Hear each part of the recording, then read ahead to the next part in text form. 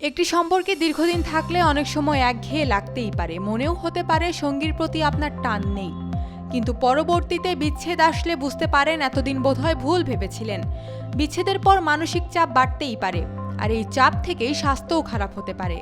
Emotional stress অনেক ক্লান্তি ডেকে আনে, আর এই স্ট্রেসের সঙ্গে হৃদরোগের সরাসরি সম্পর্ক রয়েছে বলে জানিয়েছেন বিশেষজ্ঞরা।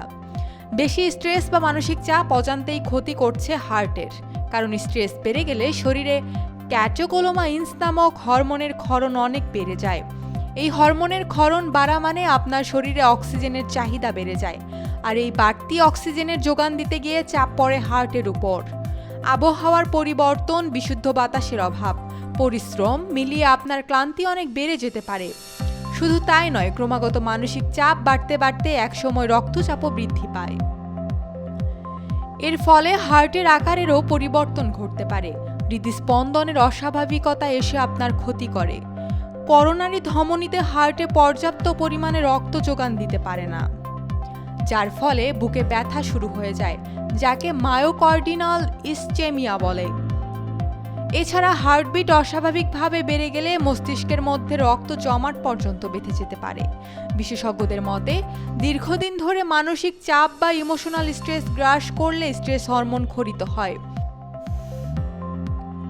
যা রক্তে শর্করা, কোলেস্টেরল, ট্রাইগ্লিসারাইডের পরিমাণকে অস্বাভাবিকভাবে বাড়িয়ে দিতে পারে।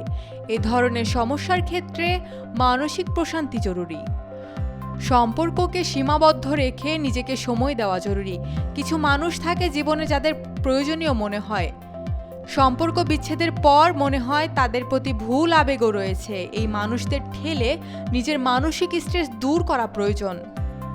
নিজের অজান্তেই কিছু কিছু বিরক্তিকর মানুষের উপস্থিতি না রাখলে ভালো।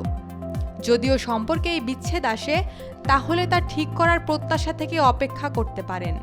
যদিও অধিকাংশ ক্ষেত্রে এটি ভালো কিছু আনে না, তবে এই সময়ে ভুল সম্পর্কগুলো ছাঁটাই করা উচিত। স্বাস্থ্যকর খাদ্যাভ্যাসেও মন না চাইলে ফিরে আসা উচিত।